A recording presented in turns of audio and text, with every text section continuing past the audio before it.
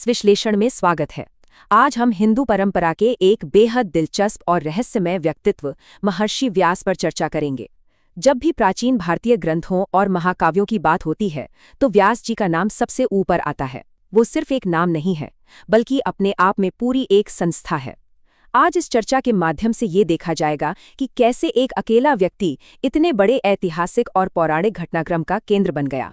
खैर, ये सोचने वाली बात है कि क्या ये संभव है कि जो व्यक्ति कहानी लिख रहा हो वही एक ईश्वरीय शक्ति का अंश भी हो, और तो और उस कहानी के मुख्य पात्रों का सगा दादा भी हो। सुनने में थोड़ा अजीब लगता है ना, लेकिन यही बात महर्षि व्यास को इतना खास बनाती है। वो महाभारत के सिर्फ कोई बाहरी दर्शक या इतिहासकार नहीं थे, बल्कि खुद उस इतिहास का एक बहुत बड़ा हिस्सा थे। वो इस महाकाव्य के सूत्रधार भी थे और इसके बीज भी। तो इस पूरी जानकारी को 5 मुख्य हिस्सों में समझा जाएगा। पहला, द्वीप पर जन्मे ऋषि। दूसरा, वेदों के विभाजक।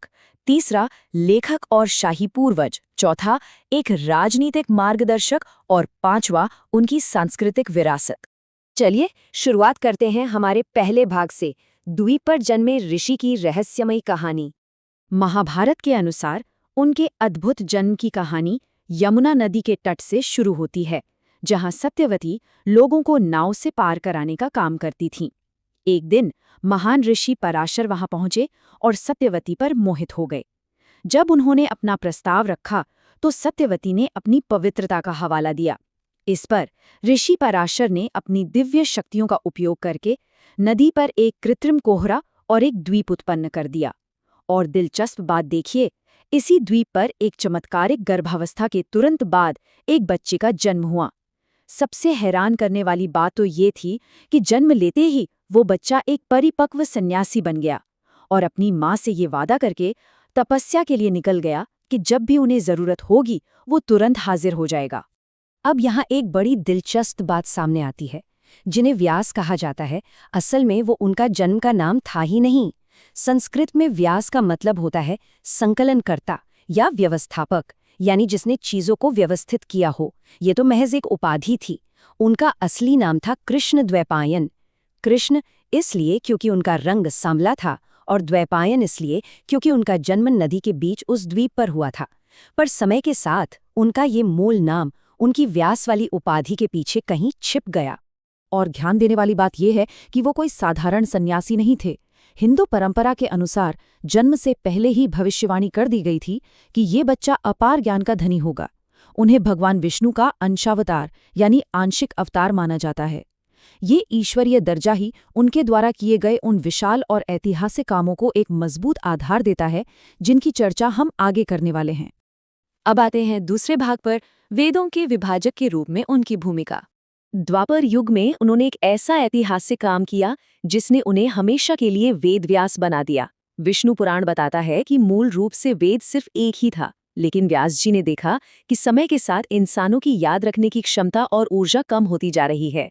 इसलिए मानव जाति की भलाई के लिए उन्होंने उस एक विशाल ज्ञान के भंडार को 4 अलग-अलग और प्रबंधनीय हिस्सों में बांट दिया। इतना ही नहीं, उन्होंने इसे आगे बढ़ाने की जिम्मेदारी अपने 4 प्रमुख शिष्यों को दी। पैल को ऋग्वेद, जैमिनी को सामवेद, वैशंपायन को यजुर्वेद और सुमंतु को अथर्ववेद सौंपा गया। ज्ञान को इस तरह से क्लासिफाई और व्यवस्थित करने की इसी अद्भुत प्रतिभा के कारण ही उन्हें वेद व्यास कहा जाने लगा। चलिए तीसरे भाग की ओर बढ़ते हैं, जहां वो एक लेखक के साथ साथ एक शाही पूर्वज भी हैं। ये वो मोड़ है जहां व्यास एक लेखक की भूमिका से बाहर आकर खुद कहानी के पितामह बन जाते हैं। हुआ यूं कि कुरु वंश गहरे संकट में था। राजा विचित्रवीर्य की बिना किसी उत्तराधिकारी के मृत्यु हो गई थी। तब उनकी माता सत्यवती ने अपने उसी पहले बेटे यानी व्यास जी को याद किया। नियोग प्रथा के तहत व्यास को विचित्रवीर्य की विधवा रानियों अंबिका और अंबालिका के साथ संतान उत्पन्न करने का काम सौंपा गया। अब क्योंकि व्यास सालों से कठोर तपस्या कर रहे थे, उनका रूप थोड़ा अस्त-व्यस्त और डरावना था। रानी अंबिका उन्हें देखकर डर गईं और उन्होंने अपनी आंखें बंद कर लीं, जिसका नतीजा ये हुआ कि उनके बेटे धृतराष्ट्र अंधे पैदा हुए। दूसरी रानी अंबालिका डर से पीली पड़ गईं और इसलिए उनका बेटा पांडु कमजोर और पीले रंग का पैदा हुआ। साथ ही एक दासी ने भी एक स्वस्थ और शांत बच्चे को जन्म दिया, जिन्हें विदुर के नाम से जाना गया। इस तरह व्यास सीधे तौर पर कुरु वंश के जैविक उत्प्रेरक बन गए। तो यहाँ सबसे अहम बात यह है कि व्यास का ये रहस्यमय और वैज्ञानिक ज्ञान यहीं खत्म नहीं हुआ। जब धृतराष्ट्र की पत्नी गांधारी ने 2 साल के गर्भ के बाद एक कठोर मांस के पिंड को जन्म दिया, तो वो पूरी तरह निराश हो गईं। तब व्यास जी ने फिर से हस्तक्षेप किया। उन्होंने अपने ज्ञान का उपयोग करते हुए उस मांस के पिंड को 101 टुकड़ों में काटा और उन्हें 1 साल तक अलग-अलग घड़ों में विकसित होने के लिए रख दिया। इन्हीं घड़ों से 100 कौरव भाइयों और उनकी एक बहन का जन्म हुआ। ये उनके गूढ़ ज्ञान का ही एक बेजोड़ उदाहरण था। और फिर उन्होंने इसी परिवार के महाकाव्य महाभारत की रचना की। हालांकि कई विद्वान ये मानते हैं कि भगवान गणेश के उनके लेखक या स्क्राइब होने की कहानी शायद बाद में जोड़ी गई हो, लेकिन यहाँ मुख्य बात यह है कि व्यास असल में अपने ही विस्तारित परिवार, अपने पोतों कौरवों और पांडवों के बीच के संघर्ष की कहानी लिख रहे थे। उनका काम केवल एक साधारण कथा सुनाना नहीं था, बल्कि ये उनके अपने ही वंश का एक बेहद विस्तृत और जीवंत इतिहास था। अब आते हैं चौथे भाग पर, एक राजनीतिक मार्गदर्शक और सलाहकार के रूप में उनका प्रभाव। क्या वो केवल दूर बैठकर लिखने वाले एक लेखक थे? बिल्कुल नहीं। वो हस्तिनापुर के सत्ता की गलियारों और राजनीति में बहुत गहराई से शामिल थे। युद्ध से पहले उन्होंने पांडवों की मदद की, द्रौपदी के विवाह को सुगम बनाया और युधिष्ठिर के राजसूय यज्ञ की पूरी देखरेख की।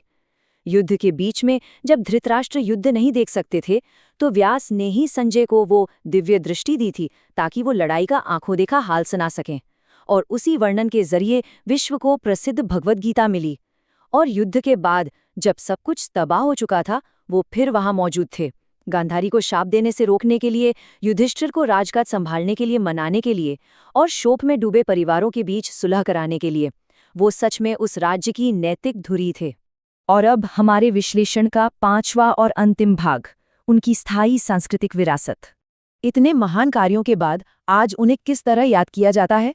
उनकी विरासत मुख्य रूप से गुरु पूर्णिमा के त्योहार के जरिए आज भी जिंदा है। इसे व्यास पूर्णिमा भी कहा जाता है।